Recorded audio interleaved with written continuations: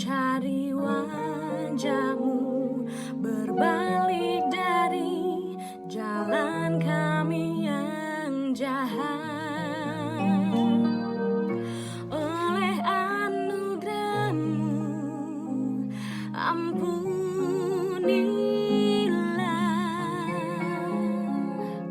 Oleh anugerah-Mu, pulihkanlah. Tuhan, pulihkan. Bapa, pulihkan. Kembalikan bangsa kami kepadamu. Tuhan, pulihkan. Ampunilah bangsa kami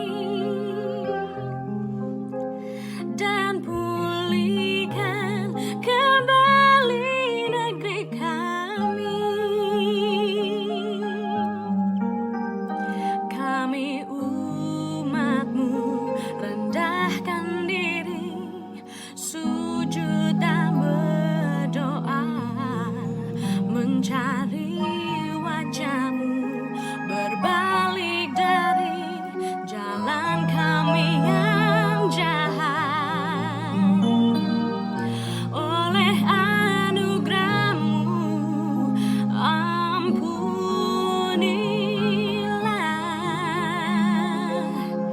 Oleh anugerah-Mu, pulihkanlah.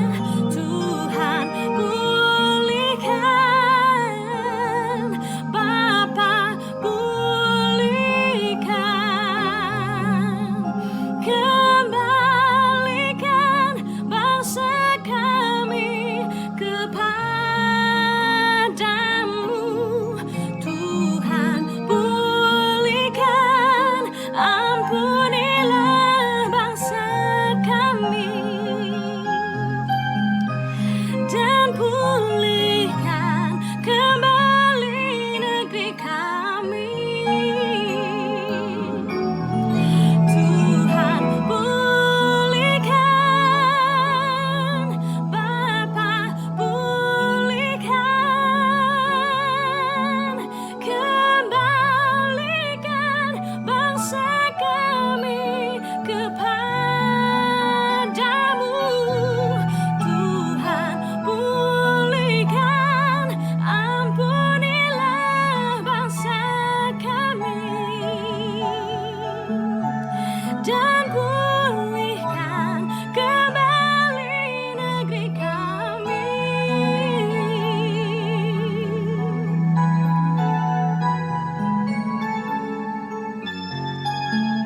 Dan pulihkan kembali negeri kami.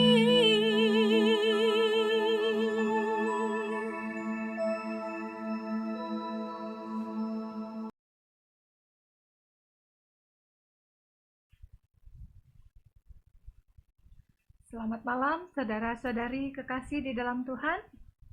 Kembali kita bertemu dalam ibadah online malam ini. Dan sebagai susunan acara ibadah malam ini, doa buka akan dibawakan oleh John Tobing, lagu pujian dari The Seven Singer, dan firman Tuhan malam ini akan dibawakan oleh Erhard Lumban Tobing. Kita akan mulai ibadah kita. Mari kita tunduk kepala dan berdoa. Bapa kami yang di sorga, terima kasih sudah memberi kami makanan tadi siang Tuhan. Sekarang kami mau berbakti. Berkati Papi yang akan membawa firman-Mu Tuhan, dan berkati kami yang akan mendengar. Amin. Terima kasih buat anak kami John yang tetap setia melayani kami dalam ibadah online yang sudah kami lakukan beberapa waktu ini. Berikut kita akan mendengar lagu pujian dari The Seven Singer.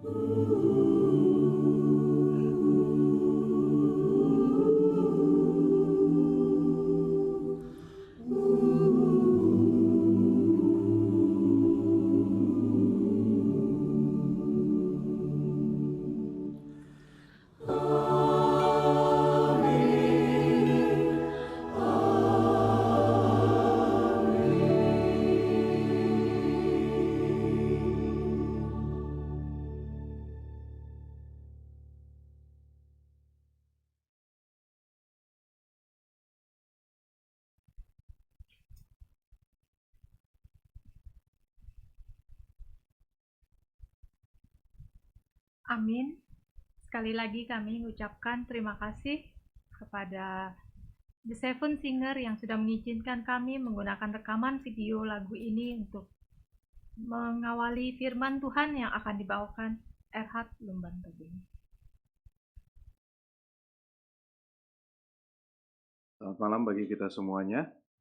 Baiklah saudara-saudaraku sekalian, firman Tuhan pada malam hari ini saya beri judul dengan satu kata, terserah. Mungkin kita semua sudah sering dengar kata ini. Tapi di awal kita tidak akan bahas kata terserah ini.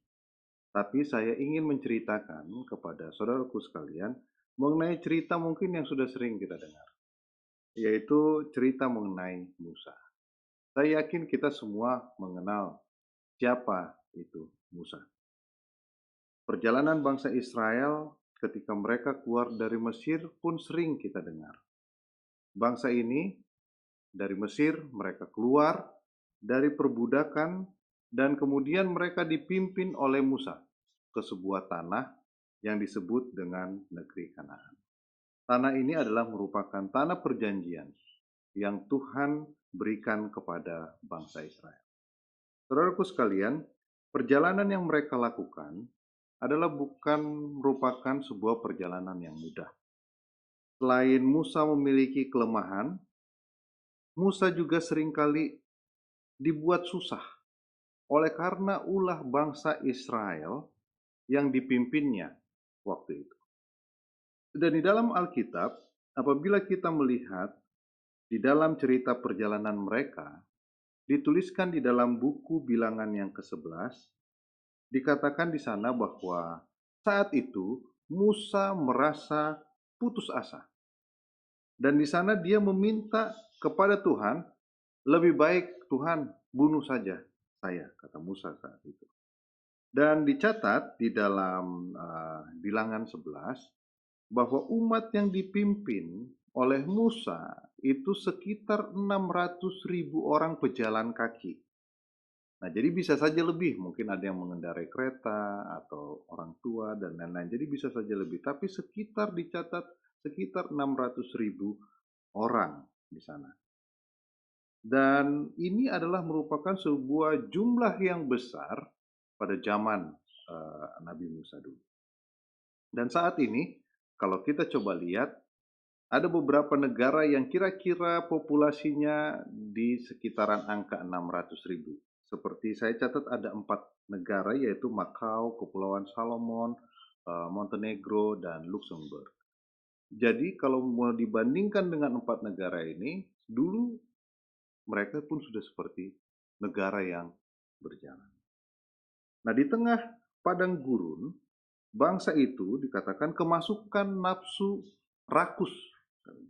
Mereka meminta daging. Waktu itu kepada Musa, mereka mencoba membandingkan kehidupan mereka ketika mereka berada di negeri Mesir dulu. Mereka di sana dikatakan memperoleh daging dengan gratis. Tetapi di dalam perjalanan menuju Kanaan mereka hanya mendapatkan mana saja. Bangsa Israel menyebutnya mana, tetapi Musa menyebutnya adalah sebagai roti dari Tuhan. Dan waktu itu Musa sangat kebingungan. Musa kebingungan oleh karena permintaan mereka. Lalu kemudian dia komplain kepada Tuhan. Dikatakan di sana dia berkata kepada Tuhan, Tuhan, kenapa Tuhan membebankan tanggung jawab ini kepada saya. Dia katakan, dari mana saya bisa memenuhi daging untuk bangsa ini, katanya. Tuhan, ini aku hanya sendirian. Ini terlalu berat buat saya. Lebih baik Tuhan bunuh saja saya. Saya sudah tidak sanggup lagi untuk melayani mereka. Akhirnya, Musa saat itu dilanjutkan dalam cerita itu, diminta oleh Tuhan. Oleh karena Musa putus asa waktu itu, kemudian oke, baik, kamu pergi pilih 70 orang dari antara tua-tua bangsa Israel. Dan bawa mereka kemari, agar nanti saya akan memberikan kepada, saya akan ambil roh daripadamu sedikit, lalu kemudian memberikan kepada mereka. Sehingga kamu dapat memikul beban ini, memimpin negara ini bersama-sama dengan mereka. Lalu kemudian Tuhan mengatakan kepada Musa, baik, katakanlah ini kepada bangsa Israel, bahwa Tuhan, saya akan menyiapkan daging, tidak hanya untuk 1 hari, tidak hanya untuk 2 hari, 5 hari, 10 hari, tapi aku akan memberikan daging 1 bulan penuh, dikatakan, sampai keluar dari hidungmu, dan sampai engkau merasa muak, itu dikatakan. Kamu sampaikan itu ke bangsa Israel. Karena apa? Tuhan katakan, karena kamu telah menolak Tuhan yang sudah hadir di tengah-tengah kamu. Jadi itulah kepenggal perkataan yang dikatakan Tuhan kepada Musa untuk disampaikan kepada bangsa Israel. Namun demikian Musa masih tetap ragu. Dia katakan, Tuhan, dari mana saya bisa menyediakan daging kepada 600 orang lebih ini? Musa tidak percaya kepada kuasa Tuhan saat itu. Tetapi akhirnya apa yang terjadi? Tuhan meniupkan angin, lalu membawa burung puyuh datang ke kemah-kemah mereka. Lalu kemudian mereka, bangsa Israel, mereka di sini, bangsa Israel mengumpulkan burung itu dan dicatat di dalam Alkitab, setiap orang mendapatkan 10 homer. Yang mana kalau kita konversi di dalam kamus Alkitab dikatakan bahwa itu sekitar 100 eva. 100 eva sama dengan 3.600 liter. Mungkin liter kita lebih gampang membayangkannya. Tapi apa yang selanjutnya terjadi? Pada saat mereka mungkin memasak, ya, karena di Alkitab dikatakan pada saat burung puyuh itu masih ada di mulut mereka, katanya, maka murka Tuhan turun. Tuhan memberikan sebuah tulah kepada mereka, dan akhirnya semua orang yang rakus ini, akhirnya mereka mati dan dikuburkan di tempat itu. Dan akhirnya tempat itu dinamakan Kibrot Ta'awa. Saudaraku sekalian, seperti tadi saya sudah sampaikan bahwa cerita perjalanan bangsa Israel ini sering diceritakan kembali, baik dalam khotbah, cerita anak-anak sering diceritakan. Oleh karena apa? Karena memang perjalanan ini sangat menarik. Dan ada banyak pelajaran yang kita bisa ambil di dalam perjalanan bangsa Israel dari Mesir ke tanah Kanaan. Itu sebabnya di dalam 1 Korintus pasal yang ke-10, di sana dituliskan, dicatatkan juga, kembali mengingatkan mengenai pengalaman bangsa Israel, yang mana ada beberapa poin penting di sana yang bisa kita ambil. Mungkin nanti setelah Anda mendengarkan khotbah ini, Anda bisa buka 1 Korintus pasal yang ke-10. Saudaraku sekalian, bangsa Israel ini sebetulnya adalah bangsa yang memiliki pengalaman langsung, yang mereka mendapatkan perlindungan dan pemeliharaan dari Tuhan secara langsung di dalam perjalanan mereka. Mereka dipimpin oleh tiang awan, mereka dipimpin oleh tiang api. Tetapi saudaraku sekalian, yang sungguh menyedihkan adalah bahwa bangsa ini gagal mengerti semua yang Tuhan arahkan kepada mereka. Semua jalan-jalan Tuhan yang Tuhan sudah berikan kepada mereka, mereka gagal untuk mengerti. Berkat Tuhan mereka tolak. Mereka justru masih merindukan daging yang mana mereka makan itu pada saat mereka masih di Mesir. Padahal di dalam perjalanannya Tuhan memberikan sebuah makanan khusus kepada mereka. Kepuasan badani, hanya itu yang dipikirkan oleh bangsa ini. Sehingga akhirnya mereka pun melupakan bahwa Tuhan memelihara mereka di sepanjang perjalanan mereka selama ini.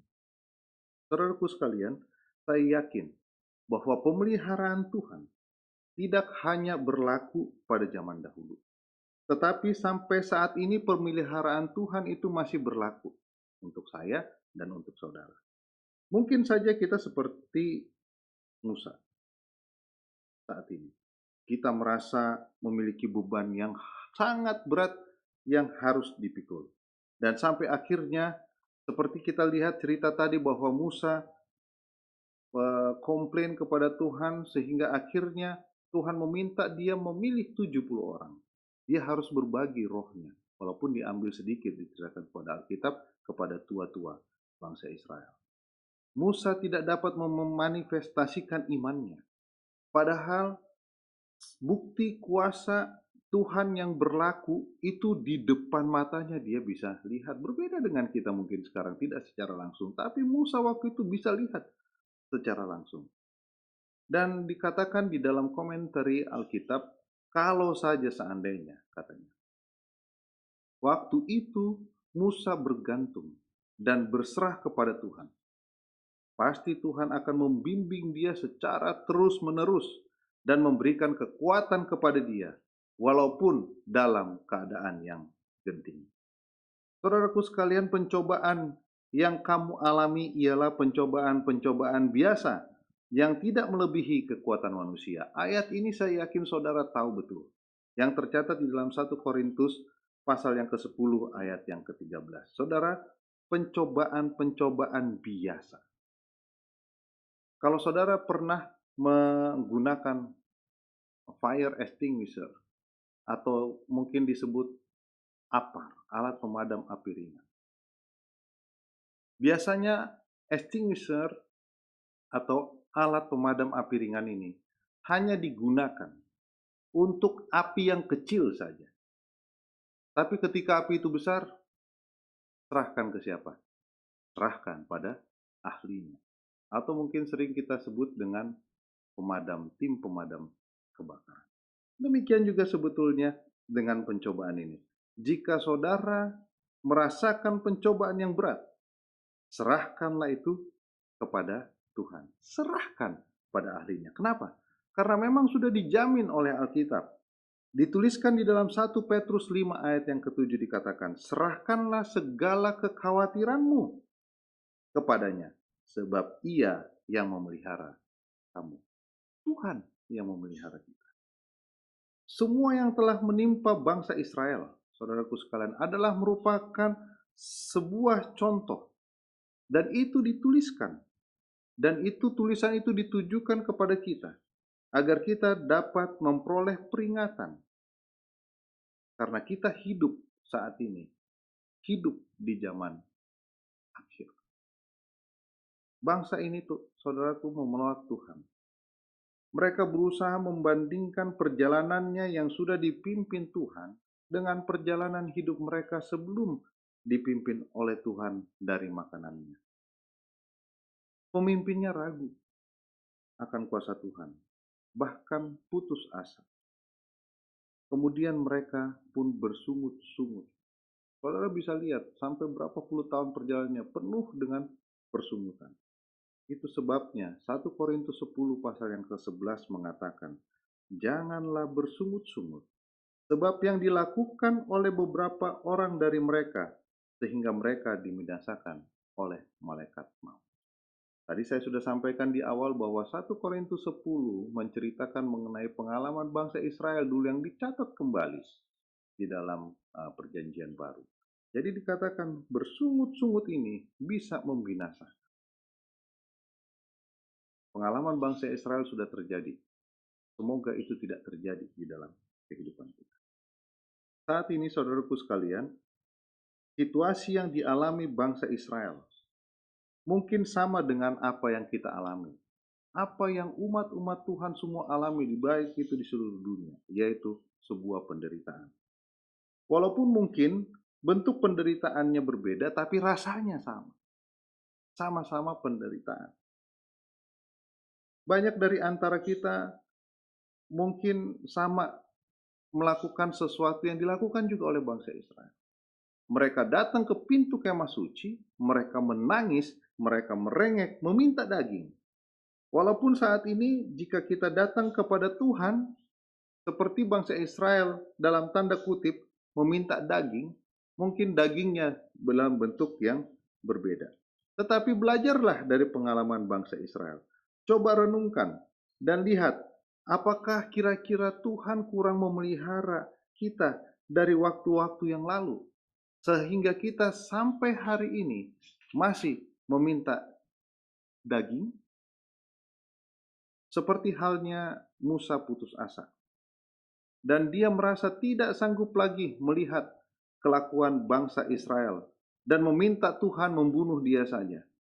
Mungkin saat ini juga kita mengalami sebuah keputusasaan yang hebat. Melihat perilaku bangsa kita yang saat ini akhirnya kita bilang, terserah. Lihat pengalaman Musa. Lihat apa yang dituliskan dan direncanakan Tuhan sebetulnya kepada Musa. Kalau saja Musa tidak putus asa dan tidak meragukan kuasa Tuhan, Tuhan akan tetap jaga dia. Rohnya tidak akan dibagi. Mungkin kita kurang yakin. Bisa saja pun kita melakukan hal yang sama. Kita kurang yakin akan kuasa Tuhan. Kita kurang yakin bahwa Tuhan mampu melakukan hal-hal yang besar. Sehingga kita harus berkata, terserah. Saudaraku, di dalam awal cerita tadi lihat, Tuhan menghembuskan angin dan membawa burung puyuh dengan jumlah yang besar, yang tidak dibayangkan oleh Musa. Sampai Musa mengatakan, dari mana aku bisa menyediakan daging sebanyak ini? Pengalaman Musa harusnya mampu membuat kita mengganti kata terserah dengan berserah. Karena dalam penyerahan penuh kepada Tuhan, maka akan ada kuasa yang besar yang akan terjadi dalam kehidupan kita. Saudaraku sekalian, mari manifestasikan iman kita. Jangan menyerah. Jangan kau ragu akan apa yang akan kau makan besok. Ingat, Lukas 12 ayat yang ke-22 dan ke-23 mengatakan, Yesus berkata kepada murid-muridnya, karena itu, aku berkata kepadamu, janganlah khawatir akan hidupmu, akan apa yang hendak kamu makan. Dan janganlah khawatir pula akan tubuhmu, akan apa yang hendak kamu pakai. Sebab hidup itu lebih penting daripada makanan, dan tubuh itu lebih penting daripada pakaian. Tubuh lebih penting daripada pakaian. Hidup lebih penting daripada makan. Saudara harus dalami arti. Kadang orang kalau membaca ini katanya, ya kan nggak mungkin hanya berdoa aja terus sudah itu kita bisa rasa kenyang. Bukan seperti itu. Saya bicara dalam level yang lain. Saudara dalami ayat ini.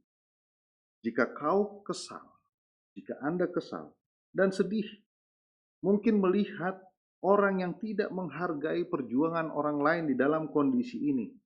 Mereka seakan-akan tidak peduli dengan orang lain. Saudaraku sekalian, jangan menyerah.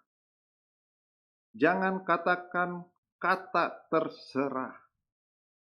Karena Filipi 4 ayat yang ke-6 mengatakan, janganlah hendaknya kamu khawatir tentang apapun juga, tetapi nyatakanlah dalam segala hal keinginanmu kepada Allah dalam doa dan permohonan dengan ucapan syukur.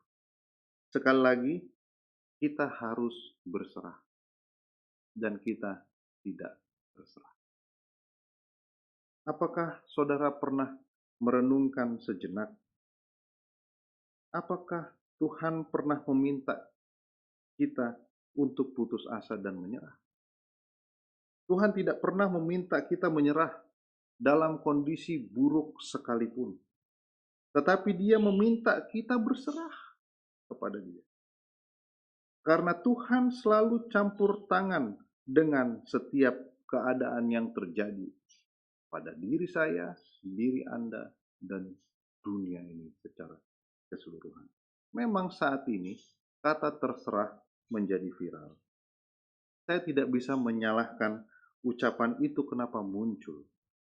Karena manusia itu sebetulnya sama. Manusia sekarang sama dengan Musa.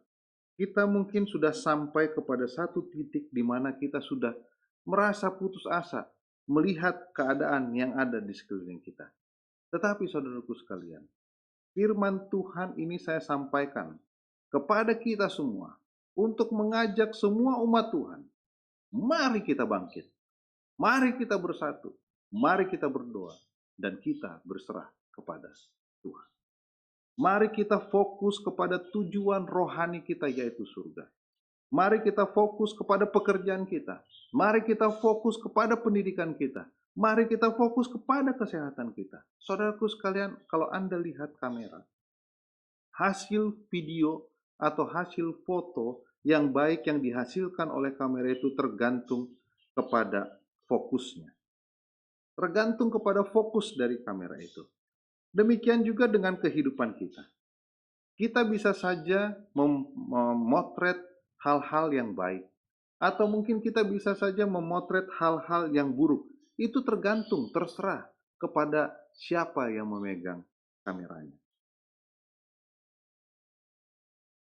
Tergantung kepada kameramennya. Jadi jika kita mau memilih menampilkan di dalam foto kehidupan kita hal-hal yang baik dan indah, maka tentunya kehidupan kita akan memiliki kehidupan yang bahagia. Tetapi jika foto kehidupan kita adalah hal-hal yang buruk yang kita pajang di dalam foto kehidupan kita, maka tentunya kehidupan kita hanyalah sebuah kehidupan yang penuh drama dan penderitaan. Saudaraku sekalian, sebuah ilustrasi menceritakan ada beberapa pekerja tambang yang mana mereka menggali tambang dan setiap hari semakin dalam. Dan pada saat mereka mencapai titik yang agak dalam, tiba-tiba terjadi masalah. Listriknya mati. Ventilasi dari blowernya mati. Ini ilustrasi ya. Sebetulnya ini tidak akan terjadi di dunia nyata. Karena kalau mati, miners itu selalu punya emergency light. Ya, tapi ini ilustrasi. Blowernya mati, listriknya mati, lalu kemudian mereka bergulat lama di dalam kegelapan. Semua mereka berlomba mendapatkan jalan keluar. Dan mereka berusaha semuanya menyelamatkan diri. Tapi apa yang terjadi? Mereka tidak menemukan jalan keluar. Setelah akhirnya mereka lelah, mereka pun kemudian duduk kecapean. Dan salah seorang dari mereka akhirnya berkata, lebih baik teman-teman, kita lebih bagus, kita duduk tenang. Coba kita berusaha merasakan hembusan angin. Akhirnya, miners ini pun berpikir, oh benar ya. Mereka akhirnya tenang, mereka diam, karena hembusan angin ini akan datang dari pintu masuk dan pintu keluar dari tambang tersebut. Akhirnya setelah beberapa saat mereka pun merasakan hembusan angin itu. Lalu apa yang mereka lakukan? Pelan-pelan mereka pun mulai berdiri. Mereka tetap tenang dan merasakan hembusan itu. Mereka ikuti terus asal dari hembusan angin tersebut. Dan akhirnya mereka melihat pintu keluar. Dan mereka pun selamat. Saudaraku sekalian, di dalam kondisi yang genting, di dalam kondisi yang gelap, yang sepertinya tidak ada jalan keluar lagi bagi kita.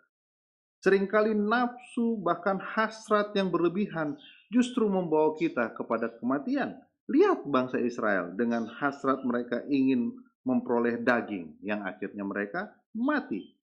Tetaplah tenang, berdiam dirilah, dan rasakan hembusan napas Tuhan yang menuntun engkau kepada sebuah keselamatan.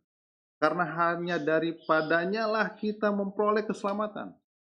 Karena di dalam Dia, di dalam penyerahan yang penuh kepada tuntunannya, secercah harapan di depan yang tadinya tidak terlihat oleh karena kegelapan akan kembali terlihat jelas. Oleh karena Amsal 23 ayat yang ke-18 mengatakan, karena masa depan sungguh ada dan harapanmu tidak akan hilang. Jangan menyerah. Stop terserah.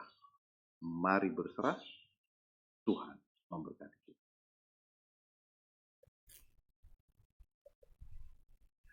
Baiklah, kita sama-sama tunduk kepala dan kita berdoa. Allah Bapa kami yang bertahta di dalam kerajaan sorga, kami puji nama-Mu Tuhan, oleh karena kebaikan dan kasih-Mu kepada kami, umat-umat-Mu yang berdosa sampai pada hari ini. Bapa, malam hari ini kami datang ke hadapan-Mu, memohon pengampunan atas segala kesalahan dan dosa-dosa yang kami lakukan di sepanjang kehidupan kami. Dan biarlah kiranya di dalam malam permintaan doa ini Tuhan, ketika kami memanjatkan permohonan ke hadapan-Mu, Engkau kiranya sudi mendengar permohonan kami. Bapa, sahabat kami, Agustinus Sihotan, telah Kau karuniakan 1 tahun lagi penyertaan-Mu Tuhan. Terima kasih untuk penyertaan-Mu kepada sahabat kami ini. Dan biarlah kiranya Tuhan tetap selalu menjaga dan mengawal dia, memberkati rumah tangganya, memberikan kepadanya kesehatan, berikan berkat kepadanya Tuhan. Di dalam pergumulan hidupnya, Tuhan dengar semua doa-doa yang dipanjatkan. Biarlah kiranya sahabat kami ini beserta istrinya bersuka cita di dalam Tuhan. Bapa, kami juga malam hari ini berdoa kepada kakak kami, Kak Grace Balo Tampu Bolon, yang saat ini membutuhkan jamahan tangan yang mulia dari Engkau ya Bapak. Kakak ini membutuhkan kesembuhan. Kakak ini membutuhkan pertolongan Tuhan. Ketika apa yang akan dilakukan di masa-masa yang akan datang Tuhan terhadap penyakitnya, biarlah kiranya Tuhan berkati, agar kiranya seluruh yang terlibat, para medis dan dokter, juga Tuhan berikan kebijaksanaan. Sehingga melalui tangan-tangan mereka Tuhan, penyakit dari anak-Mu ini dapat diangkat, dan Kak Grace dapat kembali bersuka cita, memuji memuliakan nama-Mu bersama dengan keluarganya, oleh karena karunia berkat kesehatan yang telah Kau berikan kepada mereka. Bapa, mungkin masih banyak pergumulan kami masing-masing umat-Mu, dimanapun kami berada. Tuhan kiranya jawab. Biarlah kiranya kami umat-umat-Mu Tuhan dapat selalu setia kepada Tuhan. Di dalam pergumulan hidup kami sehari-hari pada saat ini, Tuhanlah kiranya memberikan penyertaan. Biarlah kami serahkan semua hidup kami Tuhan, hanya berserah kepada-Mu saja, sehingga kuasa Tuhan dapat kami lihat. Dan tentunya janji Tuhan dapat menjadi kami, oleh karena Tuhan selalu memeliharakan kami. Malam hari ini Tuhan, kami akan istirahat. Sertai kami dalam istirahat kami malam hari ini. Bangunkan besok pagi kami dengan tubuh yang sehat, dan kami dapat kembali beraktivitas sedemikian seperti sedia kala. Kami juga tak lupa berdoa untuk negara kami, untuk bangsa kami, untuk bumi kami ini Tuhan. Biarlah kiranya wabah yang saat ini masih ada, Tuhan kiranya dengan kebaikan dan kasih-Mu, Tuhan sanggup untuk hilangkan. Supaya kami Tuhan dapat kembali beraktivitas seperti biasa. Dan kami tidak diliputi oleh ketakutan yang selalu menghantui kami. Tetapi Tuhan, kami yakin satu saat nanti Tuhan akan menjawab doa ini. Dan biarlah kiranya Tuhan selalu memberikan kekuatan kepada kami umat-umat-Mu, agar tetap berdiri bersama-sama dengan Tuhan di dalam kesehatan dan di dalam kesetiaan menanti kedatangan yang kedua. Dengarlah doa ini ya Bapa. Semuanya kami serahkan di dalam nama anak-Mu Tuhan Yesus yang menjadi Tuhan dan Juru Selamat kami. Amin. Baik saudaraku sekalian, demikianlah perbaktian kita pada malam hari ini. Terima kasih atas kehadiran kita semua. Dan apabila Anda terberkati, hari Jumat nanti kita akan melakukan kebaktian online yang sama. Anda bisa ajak saudara-saudara atau sahabat Anda untuk mengikuti kebaktian yang berikutnya. Tetap sehat, jangan lupa cuci tangan. Tuhan memberkati.